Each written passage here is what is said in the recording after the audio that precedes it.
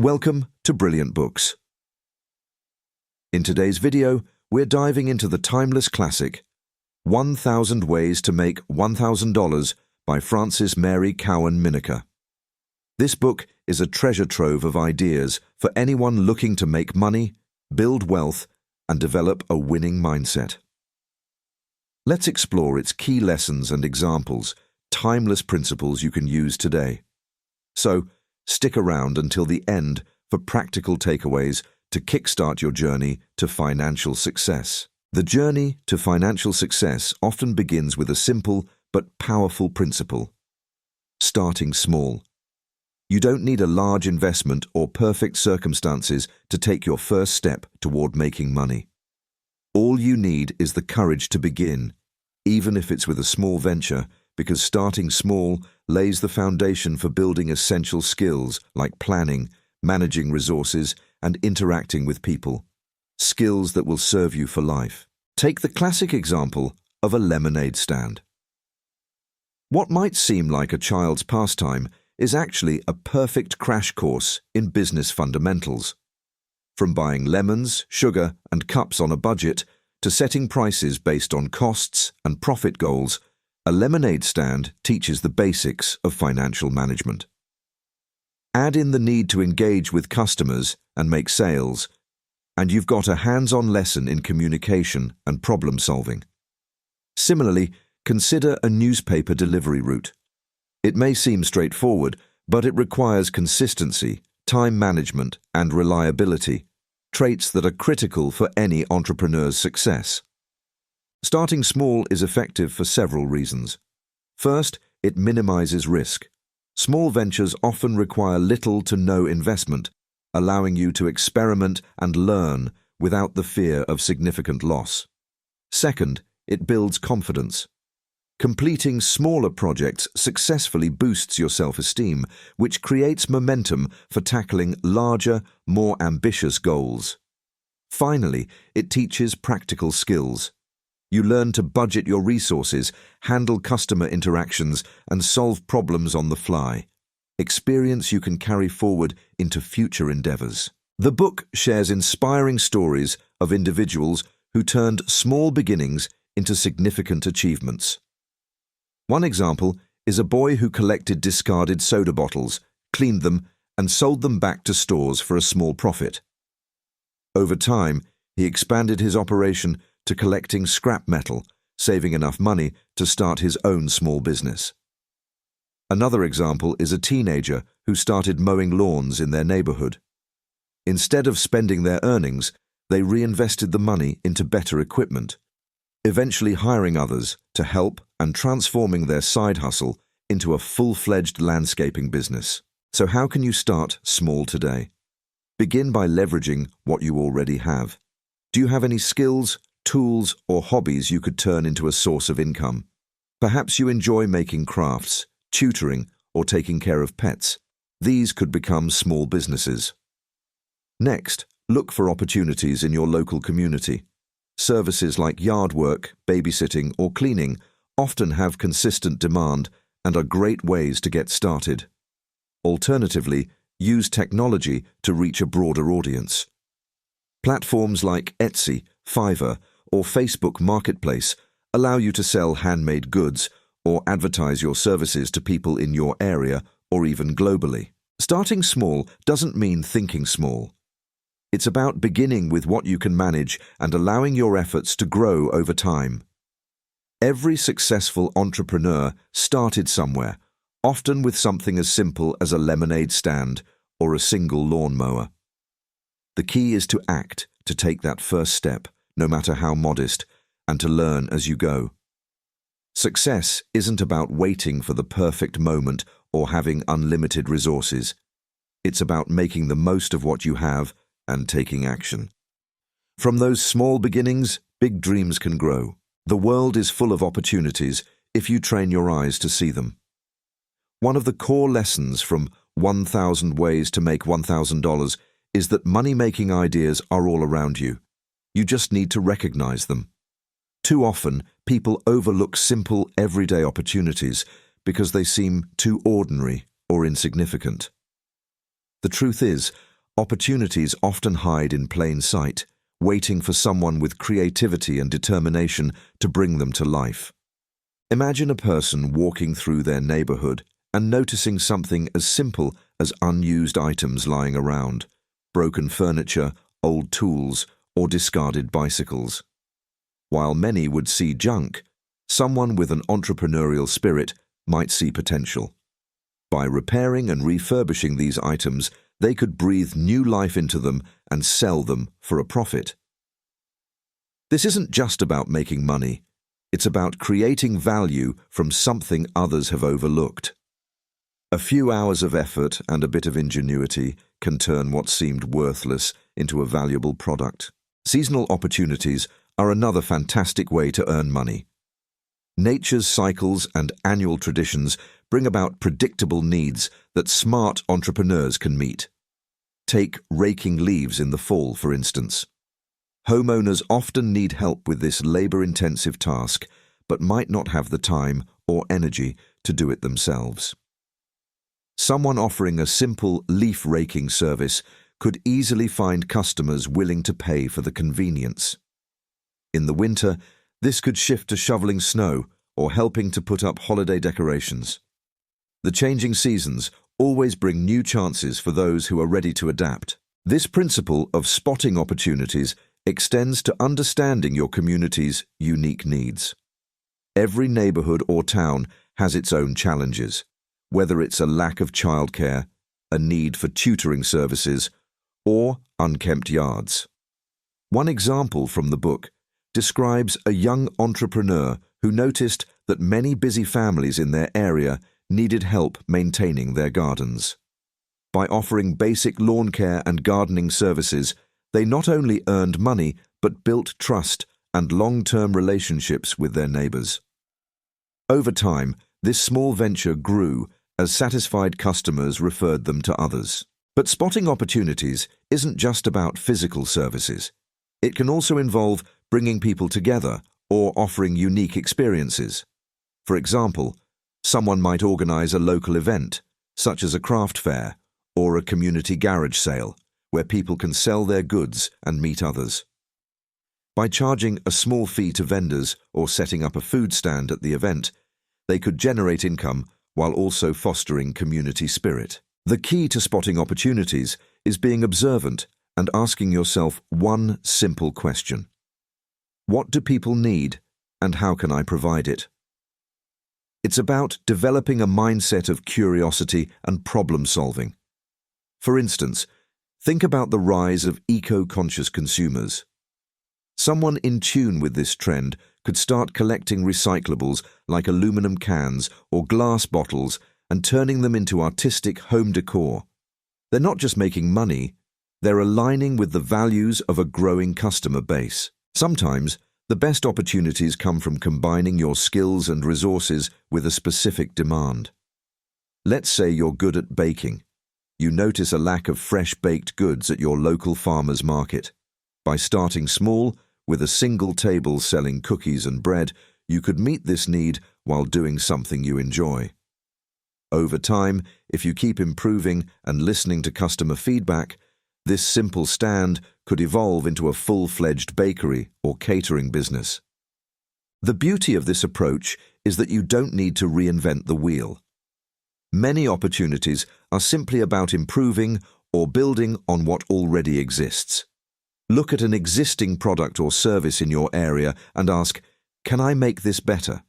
Can I do it faster, cheaper, or with more personal attention? That mindset can help you carve out a niche even in competitive markets. Finally, adaptability is crucial. Not every opportunity you pursue will succeed immediately, but that's part of the process. The person who's willing to try, fail, and try again is the one who ultimately succeeds.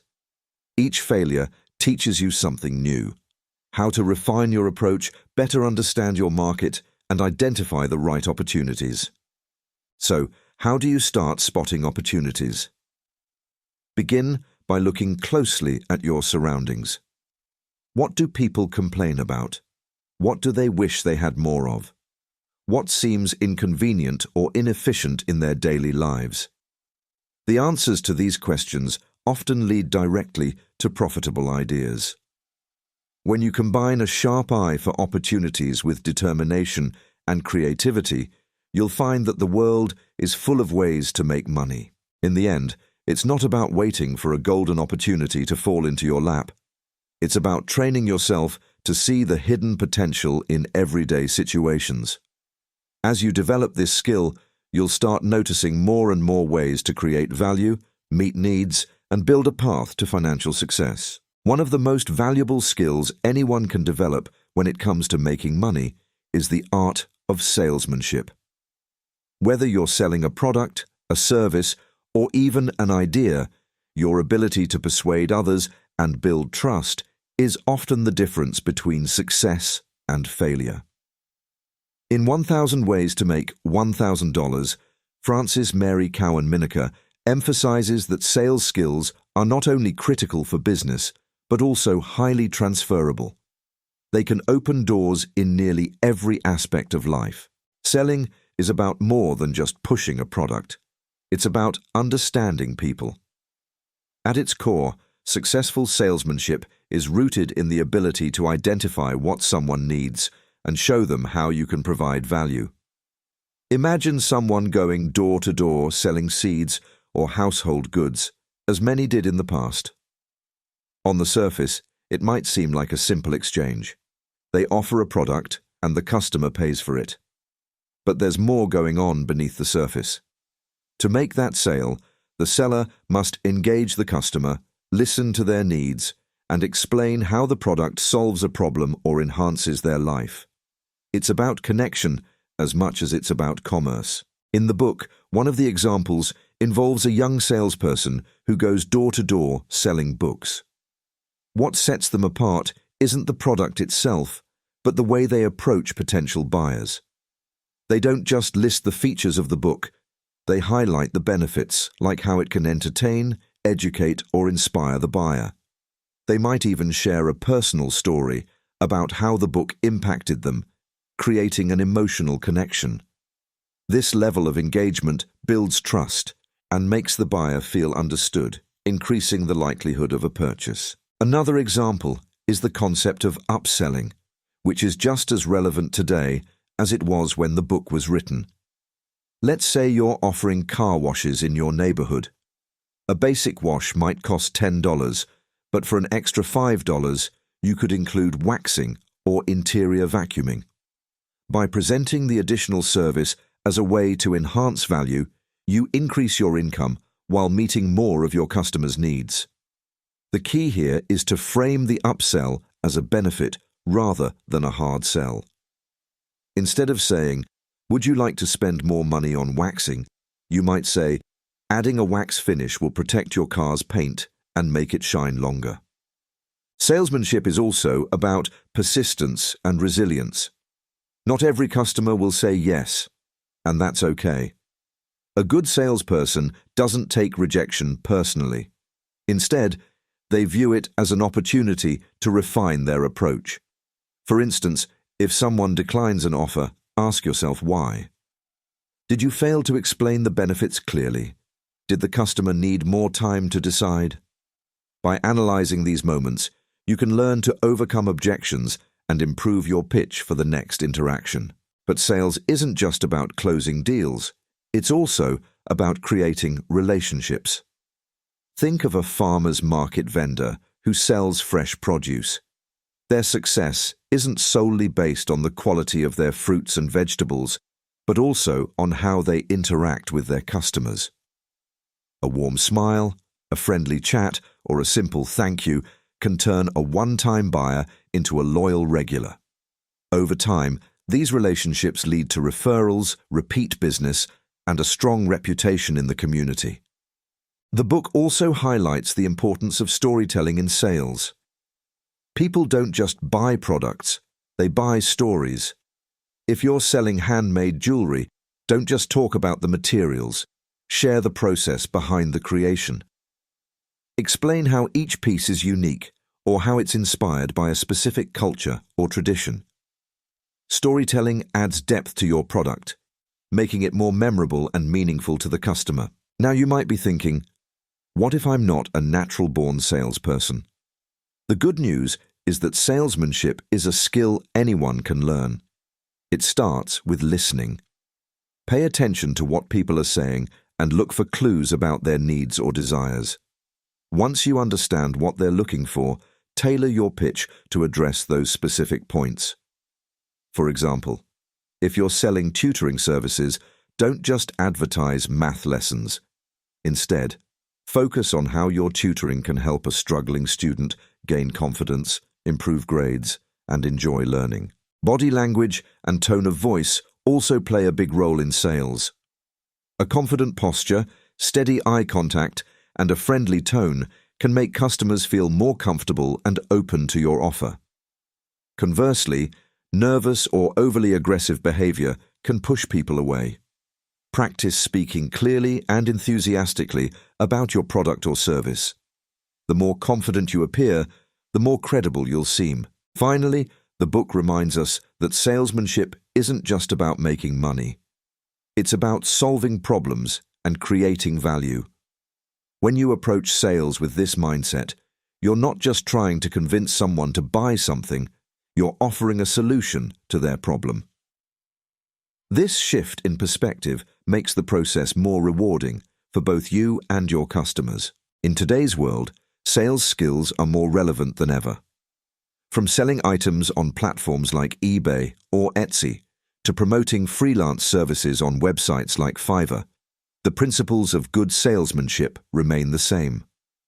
Understand your audience, communicate your value clearly, and build trust through genuine connections. Whether you're selling products door-to-door, online, or through social media, the ability to connect with people and meet their needs is timeless. Sales is not just a skill for business people, it's a life skill. Whether you're pitching an idea, negotiating a salary, or even convincing a friend to try a new restaurant, the principles of salesmanship can help you succeed in countless situations. By mastering the art of selling, you're not only unlocking opportunities to make money, but also learning how to communicate more effectively, build relationships, and create lasting value. One of the most fulfilling ways to make money is by turning your passions and hobbies into a source of income. It's often said that when you love what you do, it doesn't feel like work, and this chapter emphasizes exactly that. By identifying activities you enjoy, you can find ways to monetize them while bringing joy and value to others. The beauty of hobbies is that they're unique to you. Whether you love crafting, teaching, or performing, there's always someone who will appreciate your talents and be willing to pay for them. Take, for example, someone who enjoys woodworking. In their spare time, they create beautifully designed furniture or home decor. At first, this might just be a way to unwind after a long day, but soon they start sharing their creations with friends and family. The glowing compliments and admiration they receive spark an idea. Why not sell these pieces? Before long, they're setting up booths at local markets or listing items on websites like Etsy, transforming a passion project into a thriving side business. This idea extends to any creative pursuit. Imagine someone with a talent for knitting or crocheting. With a bit of effort, they could turn their creations into custom-made hats, scarves, or baby blankets. These aren't just products, they're heartfelt, handmade items that resonate with people looking for unique, personal gifts. By sharing their passion, the creator earns money while doing something they genuinely enjoy. But monetizing a hobby isn't limited to selling physical goods. Teaching others what you love can be just as rewarding. Think of someone who plays the guitar.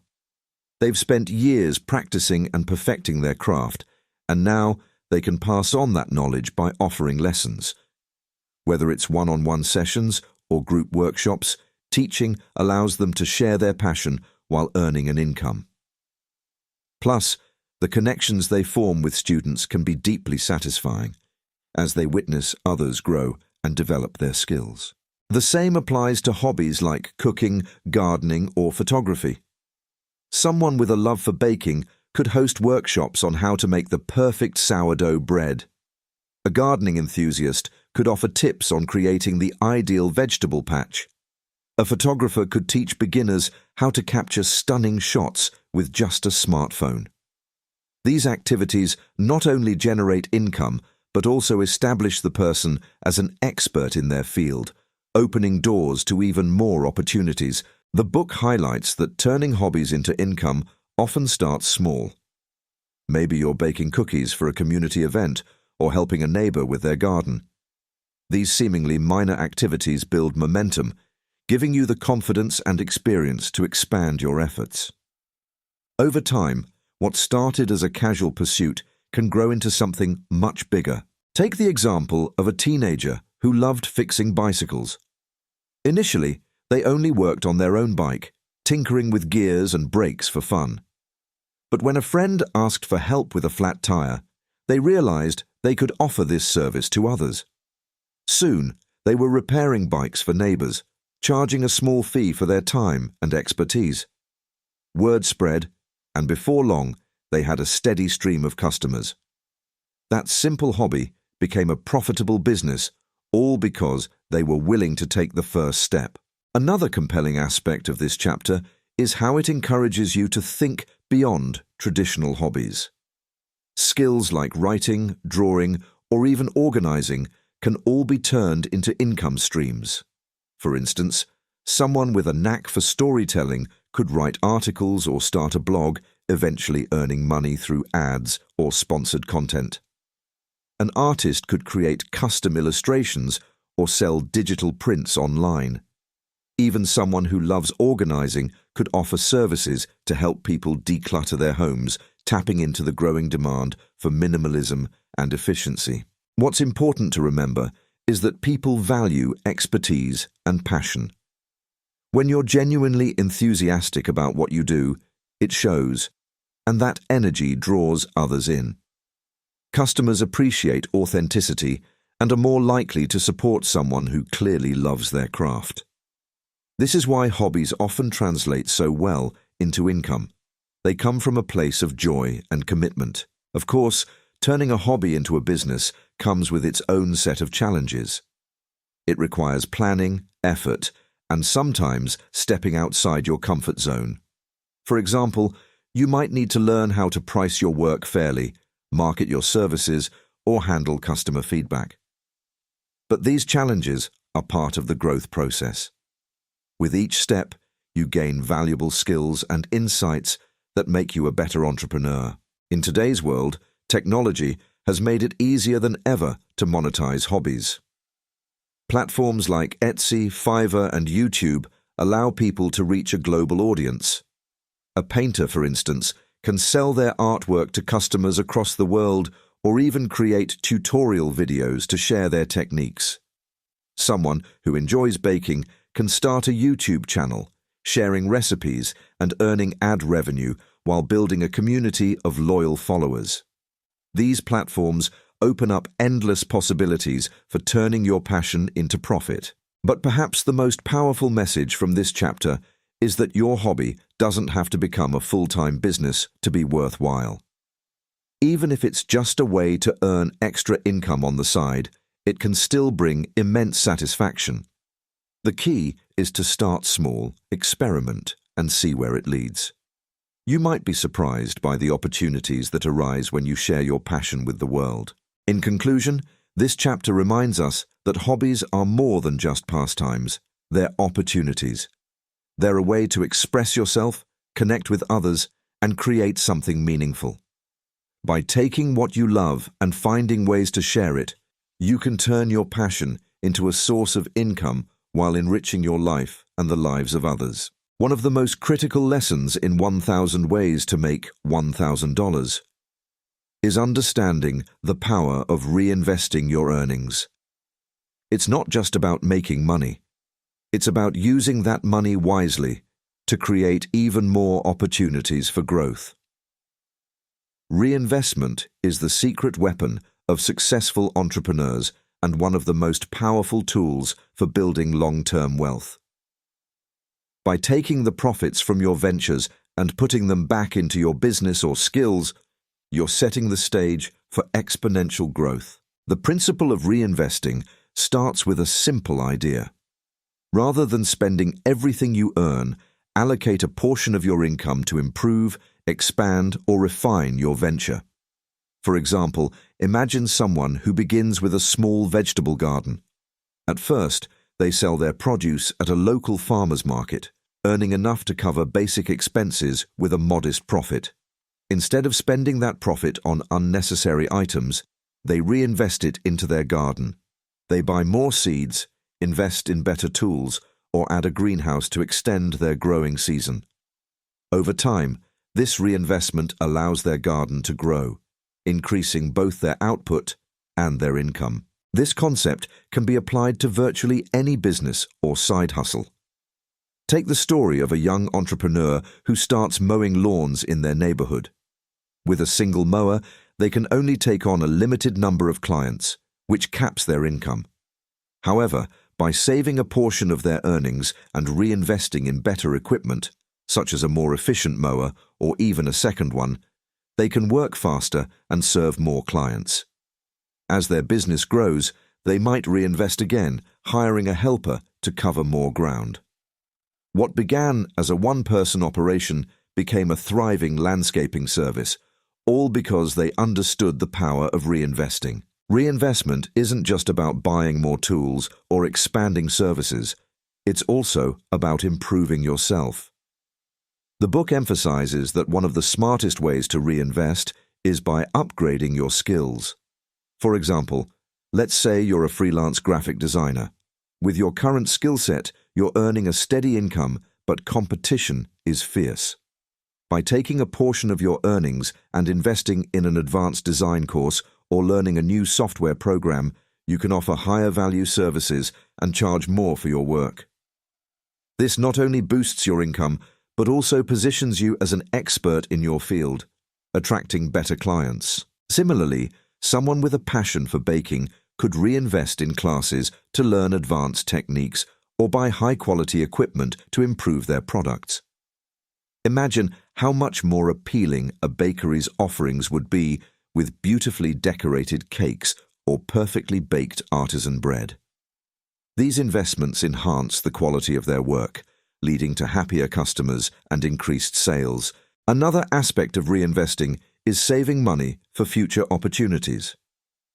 The book introduces the concept of compound interest, a powerful tool for growing wealth over time. By putting a portion of your earnings into savings or investments, you're allowing your money to grow passively. For example, depositing money in a high-interest savings account or investing in stocks can generate additional income without requiring direct effort. Over time, even small contributions can add up significantly, providing a financial cushion or the funds needed for bigger ventures. Reinvesting can also mean scaling up to reach a larger audience. Let's say someone is running a small online store selling handmade jewelry. At first, they rely on word of mouth and local markets to sell their products. But by reinvesting their profits into digital marketing or professional photography for their website, they can attract more customers and boost sales. With increased revenue, they can reinvest again, perhaps outsourcing certain tasks like shipping or inventory management, freeing up their time to focus on creating new designs. This cycle of reinvestment allows their business to grow steadily and sustainably. The book also highlights the importance of setting clear goals for reinvestment. Randomly spending profits without a plan is unlikely to lead to meaningful growth. Instead, take the time to evaluate your business or skills and identify areas where reinvestment will have the greatest impact. Do you need better equipment, more training, a larger marketing budget? Having a clear vision of how your reinvestment will improve your venture ensures that every dollar works toward your goals. One of the most inspiring aspects of this chapter is how it encourages readers to think long-term. Many people are tempted to spend their earnings immediately on short-term pleasures, but those who reinvest consistently build a foundation for lasting success. The discipline to delay gratification and prioritize growth sets apart those who achieve financial independence from those who remain stagnant. However, reinvestment isn't without its challenges. It requires careful planning, patience, and a willingness to take calculated risks.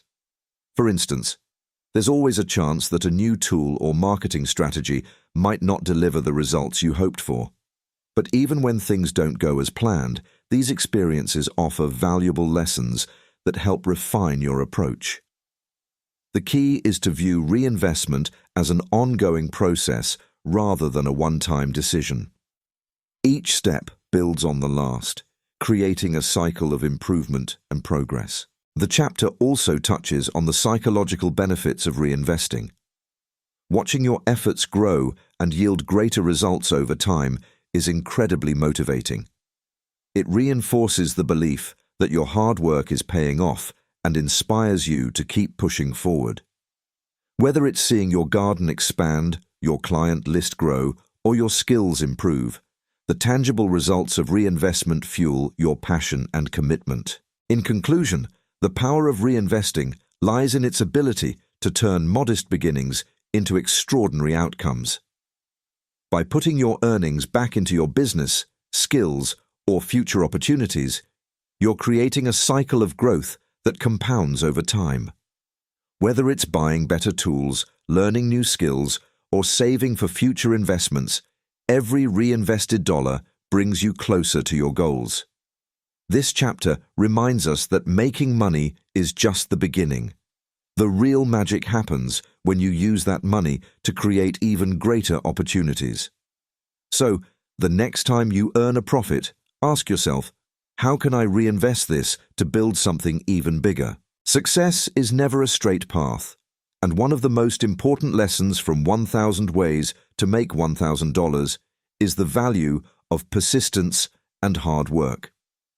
The journey to financial success is filled with challenges, setbacks, and moments of doubt, but those who push through these obstacles are the ones who ultimately achieve their goals. This chapter dives into the mindset and resilience required to stay the course and make your ambitions a reality. Hard work isn't just about putting in hours, it's about working with purpose and learning from every experience. Imagine a young person taking on farm work to earn money. The work is grueling. Early mornings, heavy lifting, and long days under the sun. Yet, beyond the physical effort, they're developing discipline, patience, and a strong work ethic. These traits carry over into everything they do, whether it's running a small business, managing investments, or climbing the career ladder. The book shares stories of individuals who faced seemingly insurmountable obstacles but refused to give up. One tale recounts a woman who started a small tailoring business with just one sewing machine. In the beginning, business was slow, and she often doubted whether she would succeed. But instead of quitting, she kept honing her craft, building relationships with customers, and gradually improving her skills. Over time, her reputation for quality work spread, and her business grew. What started as a one-woman operation eventually became a thriving shop with multiple employees, all because she was willing to persevere through the hard times. Persistence also means embracing trial and error. Many people are afraid of failure, but this chapter emphasizes that failure is not the opposite of success. It's a step toward it. Every setback is an opportunity to learn and improve. For instance, a young entrepreneur selling handmade candles at a local market might struggle to attract customers at first. Instead of giving up, they could analyze the situation. Was the pricing too high? Was the display unappealing? By experimenting with different approaches, like offering discounts, redesigning packaging, or changing locations, they can refine their strategy and eventually find success. This process of learning from mistakes is what separates successful people from those who give up too soon. The book encourages readers to adopt a growth mindset, seeing challenges as opportunities rather than roadblocks. Each failure is a lesson that brings you closer to finding what works. Another important aspect of persistence is staying motivated during slow periods. Not every day will be a breakthrough, and progress can sometimes feel painfully slow. But success often comes to those who are willing to keep working, even when the results aren't immediately visible. Think about planting a tree. At first, it's just a tiny sapling, and the growth is almost imperceptible. But with consistent care, watering, fertilizing, and protecting it from harsh weather, it eventually grows into a towering tree that bears fruit for years to come. The same is true for your efforts. Persistence is about tending to your goals, even when the progress feels small. The chapter also highlights the importance of balancing hard work with smart work. Persistence doesn't mean blindly repeating the same actions and hoping for different results. It's about being adaptable and open to new ideas. For example, someone running a small bakery might notice that certain items sell better than others. Instead of stubbornly sticking to their original menu, they could focus on expanding their best sellers, offering new flavors, or experimenting with customer requests. Persistence combined with adaptability leads to sustainable growth. One of the most powerful lessons from this chapter is the idea that success is often just beyond the point where most people give up.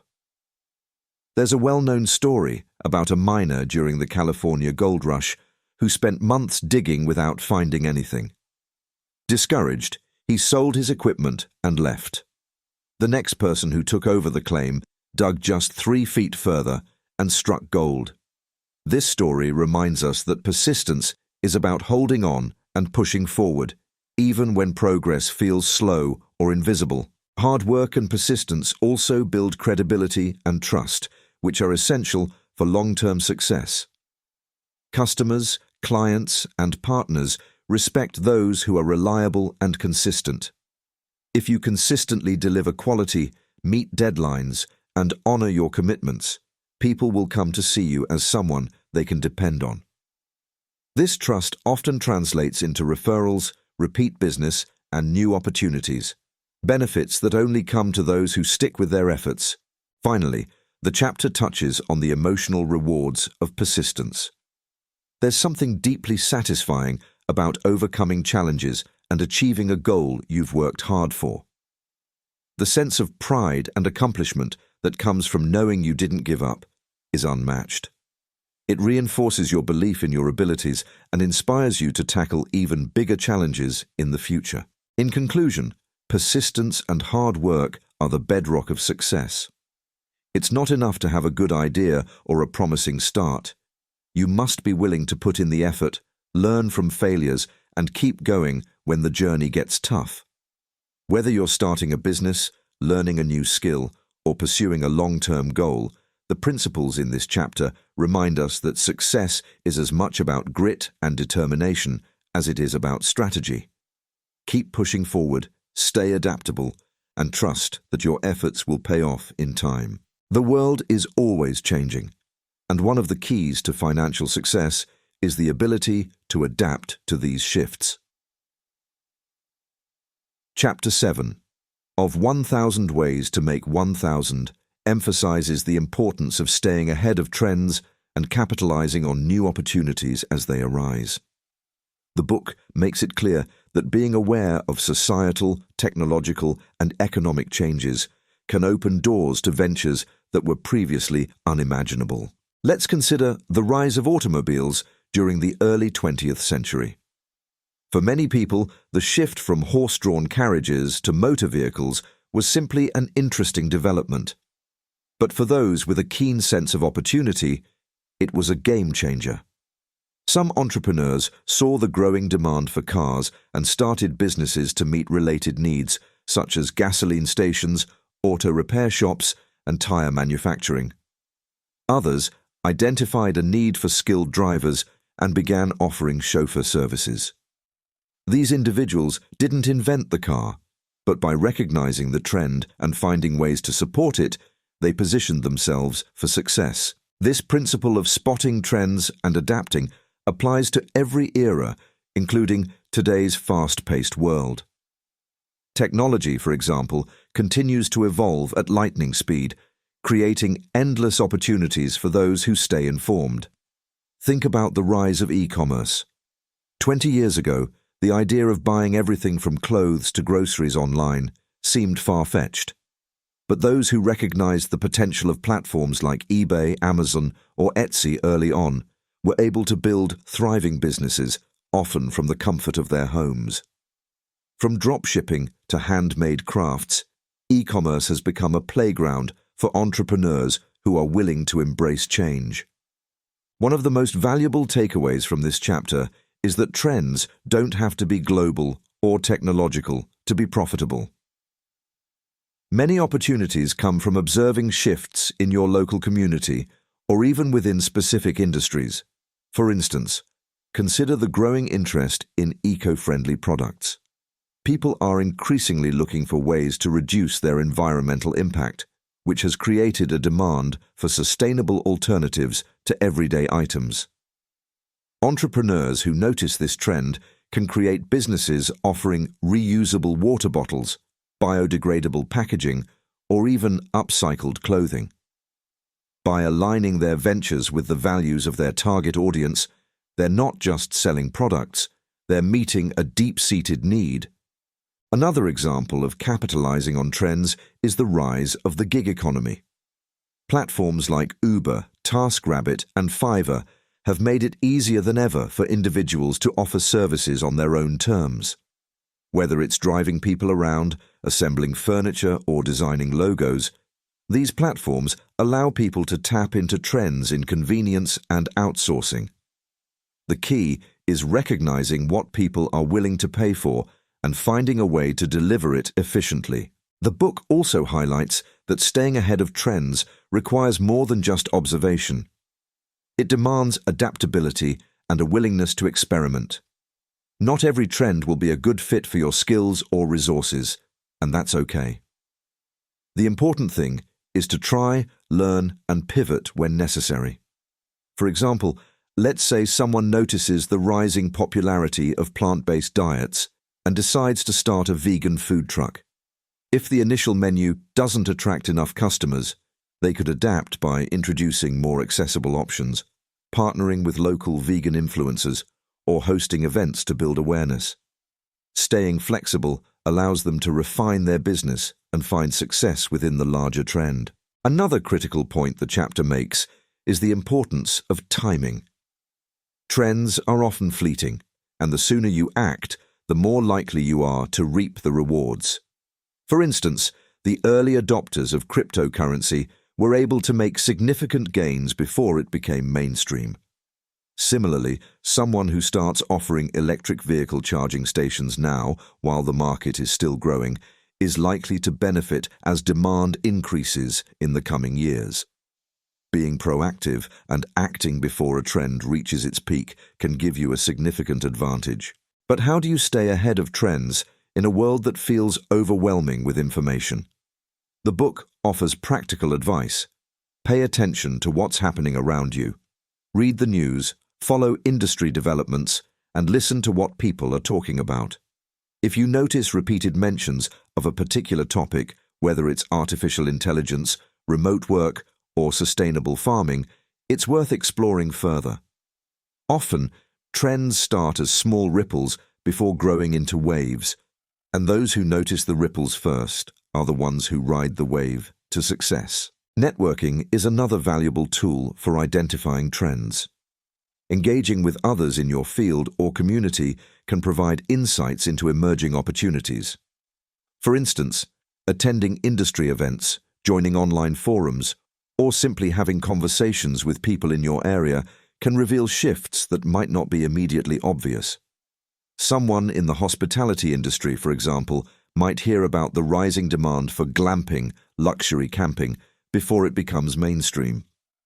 By acting on that knowledge early, they could set up a unique offering and gain a foothold in the market. One of the most inspiring lessons from this chapter is that trends don't discriminate.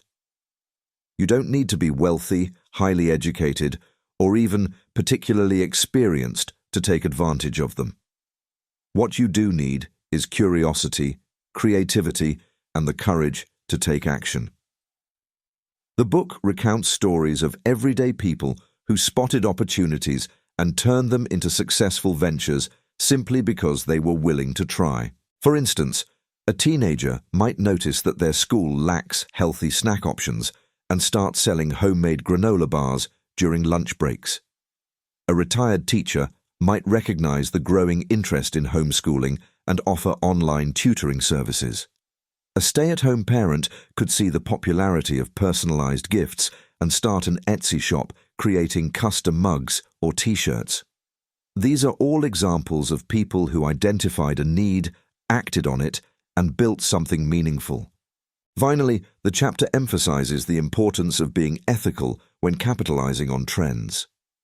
It's easy to be tempted by quick profits, but lasting success comes from creating genuine value. Exploiting people's fears or selling subpar products might bring in money in the short term, but it damages trust and reputation in the long run. By focusing on quality and integrity, you ensure that your ventures not only succeed, but also leave a positive impact. In conclusion, staying ahead of trends is about being observant, adaptable, and proactive. Whether it's a global shift, like the rise of e-commerce, or a local opportunity, like increased demand for pet care, the ability to recognize and act on trends can set you apart as an entrepreneur. This chapter reminds us that success often comes to those who are willing to look ahead, take calculated risks, and embrace change.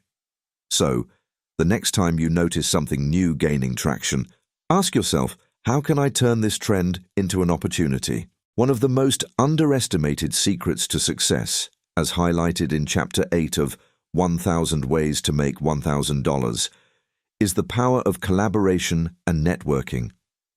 While the idea of building wealth often conjures images of lone entrepreneurs working tirelessly, the truth is that working with others often accelerates success. Relationships, whether professional, personal, or community-based, are a valuable currency that can open doors to opportunities, resources, and support that you might not achieve on your own. Collaboration begins with understanding that no one person has all the skills, knowledge, or resources needed to succeed.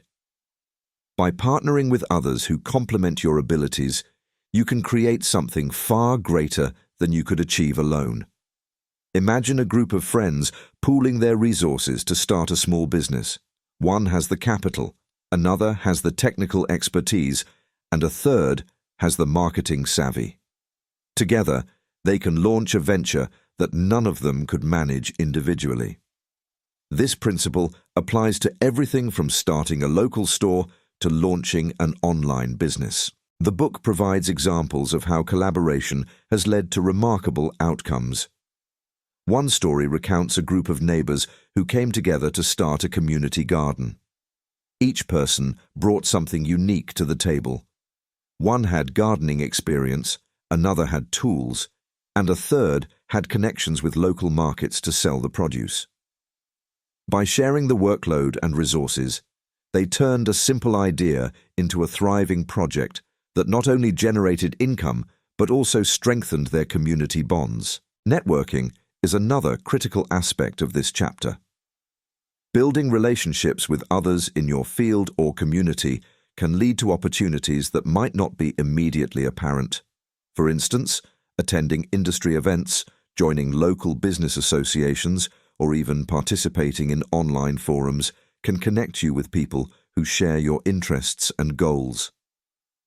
These connections often lead to collaborations, mentorships, and partnerships that can significantly enhance your ventures. One powerful example of networking in action is the story of a small-town baker who wanted to expand their reach. By connecting with local coffee shop owners, they negotiated partnerships to supply baked goods to multiple locations. These relationships allowed the baker to grow their business far beyond what they could have achieved independently. This example underscores a key principle. Sometimes, success isn't about working harder. It's about working together. Collaboration also brings fresh perspectives and ideas. When you're working on a project alone, it's easy to get stuck in your own way of thinking. But when you bring others into the mix, their insights and experiences can spark innovative solutions. For example, an artist who collaborates with a graphic designer might discover new ways to market their work, such as turning their paintings into digital prints or merchandise. These collaborative efforts can breathe new life into a business and uncover opportunities that might have gone unnoticed. Another benefit of collaboration is risk sharing. Starting a new venture always involves a certain level of risk, whether it's financial, emotional, or reputational. By partnering with others, you share that risk, making it easier to take bold steps. Imagine a group of individuals coming together to open a restaurant. While it's a significant investment, the financial burden is spread across all partners, reducing individual risk and making the venture more manageable. The book also highlights the emotional support that comes from working with others. Entrepreneurship can be a lonely journey at times, especially when faced with challenges or setbacks. Having a partner or a network of collaborators means you're not facing these difficulties alone. They can provide encouragement, share the workload, and offer advice based on their own experiences. This camaraderie not only makes the journey more enjoyable, but also increases your chances of long-term success. Collaboration isn't just about formal partnerships or business arrangements. It can also mean engaging with your community to build trust and goodwill. Let's say you run a small repair service in your neighborhood. By offering discounts to local customers, participating in community events, or volunteering your skills for charity, you're not only giving back, but also building a network of loyal supporters. These relationships often lead to word-of-mouth referrals, which are invaluable for growing your business. One important lesson from this chapter is that collaboration requires mutual respect and clear communication. Successful partnerships are built on trust, shared goals, and a clear understanding of each person's role. For example, if you're teaming up with someone to run a business, it's essential to define responsibilities up front: who handles finances, who manages operations, and who oversees marketing. By establishing these boundaries early on, you can avoid misunderstandings and ensure a smoother working relationship. Technology has made collaboration easier than ever. Platforms like Zoom, Slack, and LinkedIn allow people to connect and work together from anywhere in the world. This means you're no longer limited to partnering with people in your immediate vicinity. You can find collaborators with the skills and expertise you need, regardless of their location. For example, a small business owner in a rural town might partner with a digital marketing expert from another city to promote their products online. These remote collaborations are becoming increasingly common and are a testament to the power of networking in the digital age. One inspiring takeaway from this chapter is the idea that collaboration doesn't just benefit individuals. It can uplift entire communities. When people come together to solve problems, share resources, or create opportunities, everyone benefits. This could be as simple as neighbors forming a babysitting co-op to save money on childcare, or as ambitious as a group of entrepreneurs launching a shared workspace for local businesses. In conclusion, Chapter 8 reminds us that success isn't a solo endeavor. By collaborating with others and building strong networks, you can achieve far more than you ever could alone. Whether it's forming partnerships, seeking mentorship, or engaging with your community, the relationships you build are a powerful tool for creating value and overcoming challenges. So, as you work toward your goals, remember, don't go it alone. Surround yourself with people who inspire, support, and challenge you, and together you can turn even the most ambitious dreams into reality. One of the most valuable lessons in 1,000 Ways to Make $1,000 is the importance of building a reputation for quality and honesty. Success in any venture is not only about the product or service you offer, but also about how others perceive you. Your reputation, whether for reliability, quality, or fairness, can make or break your business. In Chapter 9, the book emphasizes that trust is a form of currency and that cultivating a good reputation is one of the best investments you can make. Imagine a small-town bicycle repair shop. At first, the owner's main focus might be on fixing bikes quickly and efficiently to attract more customers. However, over time, they realize that their business is built on more than just the mechanics of repair. It's also built on relationships. Customers keep coming back because they trust that this repair shop will not only do the job right, but also charge a fair price and provide honest advice. This trust is not something that can be bought or advertised. It has to be earned through consistent actions over time. The book shares stories of people who understood the value of reputation and made it a priority in their work. One such story involves a craftsman who began his career building custom furniture. Each piece he made was not only well crafted, but also meticulously finished. When he made a promise about delivery time or quality, he delivered on it. Word of mouth spread quickly, and soon people were willing to wait weeks or even months for his furniture because they knew they were getting something special. His commitment to quality became his brand, and it set him apart from competitors who cut corners or rushed their work. This chapter makes it clear that honesty goes hand in hand with quality. In business, honesty doesn't just mean telling the truth. It means being transparent with customers, partners, and employees. For example, if you're selling a product, be clear about its benefits, but also about its limitations. Customers appreciate honesty, and when they feel you're being upfront with them, they're more likely to trust you. This trust often leads to repeat business, referrals, and a solid reputation that's worth more than any advertisement. Consider a neighborhood handyman who's known for honesty.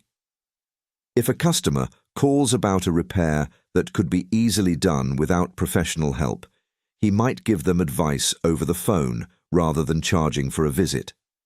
While he might lose a few dollars on that particular job, he gains something far more valuable: the customer's trust. This customer is now likely to recommend him to others and call him for future jobs that are more complex. His honesty becomes a foundation upon which he builds a steady, loyal customer base. The book also emphasizes that mistakes are inevitable, but how you handle them defines your reputation. Suppose a caterer delivers food to an event, but realizes that a few items were missing. Instead of making excuses, they apologize sincerely, offer a discount or a free service for the next event, and ensure that the missing items are delivered as soon as possible.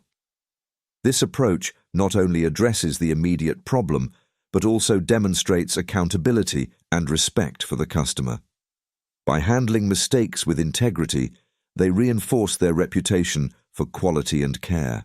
In some cases, going the extra mile to ensure quality can be the difference between an average business and an exceptional one. For example, imagine a local coffee shop owner who sources the finest beans, trains their staff rigorously, and creates a cozy atmosphere for customers. They don't just serve coffee, they provide an experience.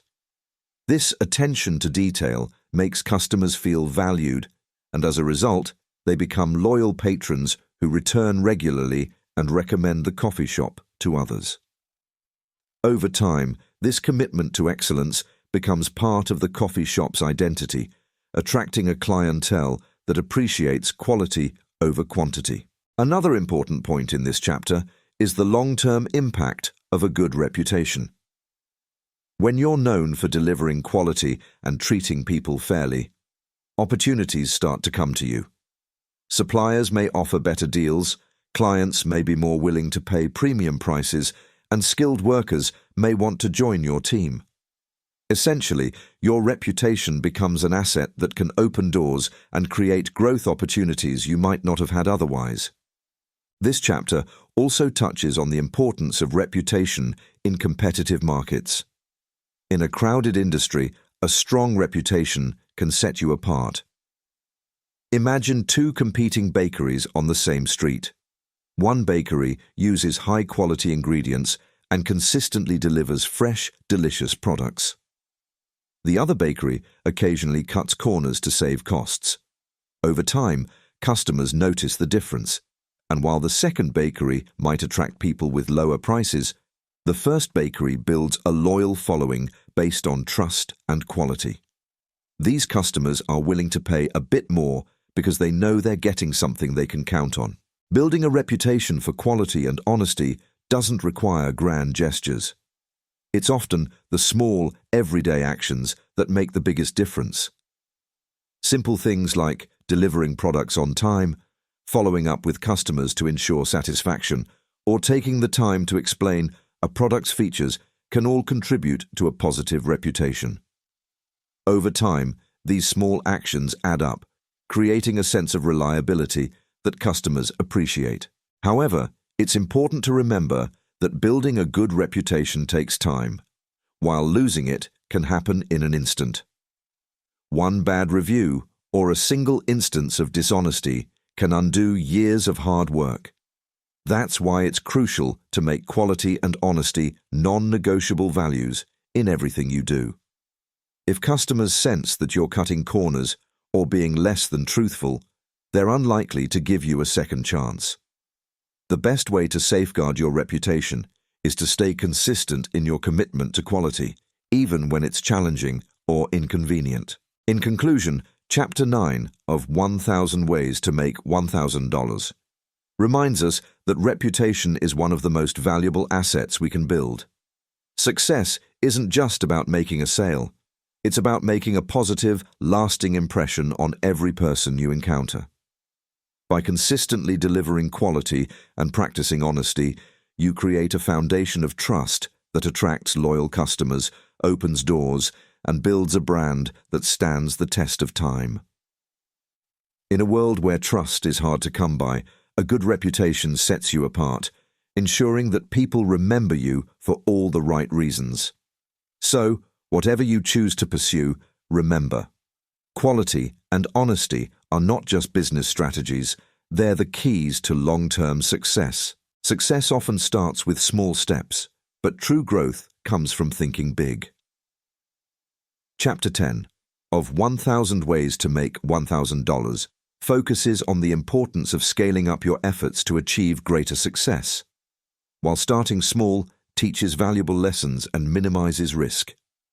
Scaling up allows you to maximize your potential, reach a larger audience, and significantly increase your income.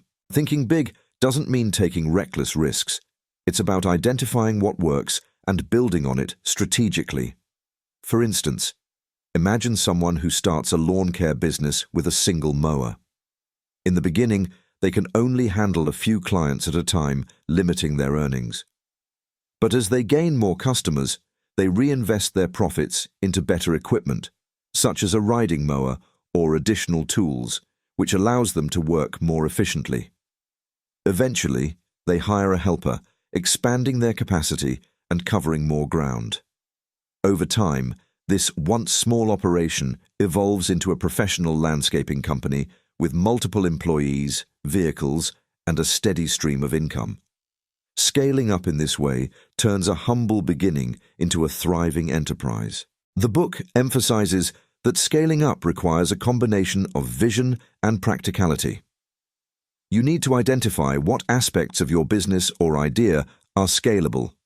For example, a local bakery might start with just a few baked goods made in a home kitchen. As demand grows, they could invest in commercial-grade equipment to produce larger quantities. Eventually, they might open a storefront or even launch an online store to reach customers beyond their immediate community. This step-by-step approach allows them to grow sustainably, avoiding the pitfalls of expanding too quickly. Scaling up also involves leveraging systems and processes to make your operations more efficient. Imagine a tutor who starts by offering one-on-one sessions. Initially, they can only take on a limited number of students due to time constraints. But by creating video lessons, writing an ebook, or offering group workshops, they can share their expertise with a much larger audience without being limited by their schedule. These systems not only increase their reach, but also free up their time for other pursuits. One of the key lessons from this chapter is that scaling up often requires delegation. When you're starting out, it's natural to want to handle everything yourself. But as your venture grows, trying to do it all can become a bottleneck. Learning to trust others and delegate tasks is crucial for scaling successfully. For instance, a small clothing brand might begin with one person designing, sewing, and marketing their products. As demand increases, they could hire a seamstress to handle production, freeing up the owner to focus on designing new collections or expanding the business into new markets. Delegation allows you to focus on the areas where you add the most value while letting others handle the rest. Another important aspect of scaling up is expanding your audience.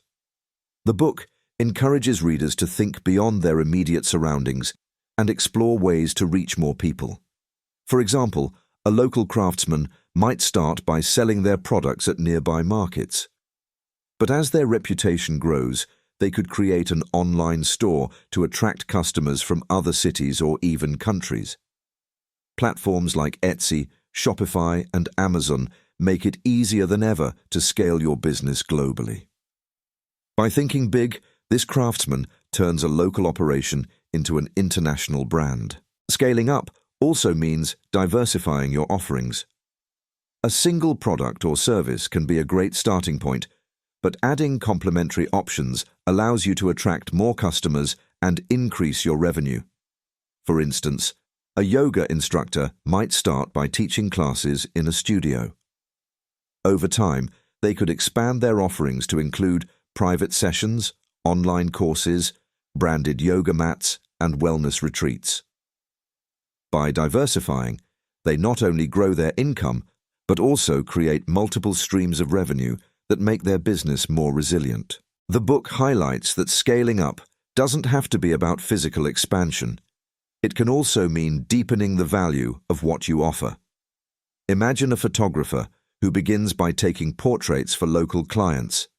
As they build their skills and reputation, they could scale up by offering premium services, such as destination shoots or personalized photo albums. They could also branch out into related fields, like teaching photography workshops or selling prints of their work. By adding value and exploring new opportunities, they elevate their business without necessarily increasing its size. However, scaling up isn't without its challenges. One of the most common pitfalls is losing the personal touch that made your venture successful in the first place. As you grow, it's essential to maintain the quality and attention to detail that earned your customers' trust. For example, a family-owned restaurant that expands into a chain must ensure that every location upholds the same standards of food and service. Scaling up shouldn't mean sacrificing what makes your business special. Another challenge is managing risk. Growth often requires investment, whether it's hiring more staff, purchasing equipment, or launching a marketing campaign. While these steps are necessary for scaling, they should be approached carefully. The book advises setting clear goals and creating a detailed plan for how you'll achieve them. This might include analyzing market trends, studying your competition, and projecting your financial needs. By scaling thoughtfully, you can minimize risks and maximize your chances of success. One of the most inspiring takeaways from this chapter is that thinking big doesn't have to start big. Even the most ambitious ventures begin with a single idea, a first step, or a small customer base. The key is to stay focused, remain adaptable, and never lose sight of your larger vision. For example, Many global companies, from Amazon to Apple, began in garages or small offices. Their founders weren't afraid to start small, but they always had a clear vision of where they wanted to go. In conclusion, Chapter 10 reminds us that scaling up is about turning potential into reality. It's about recognizing what's working and finding ways to do it bigger, better, or smarter. Whether it's reaching a larger audience, diversifying your offerings, or creating systems that allow you to grow sustainably. Scaling up is the next step in transforming your initial efforts into lasting success.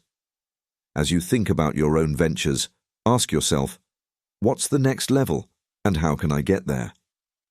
With determination, strategic planning, and a willingness to take calculated risks, the possibilities are endless. This book is more than just a guide. It's a mindset. With creativity, hard work, and determination, you can find ways to build wealth and achieve financial independence. So, are you ready to start your journey to earning your first $1,000? Let us know your favorite idea from this video in the comments. Don't forget to like, subscribe, and share for more tips on building success. Thanks for watching, and see you in the next video.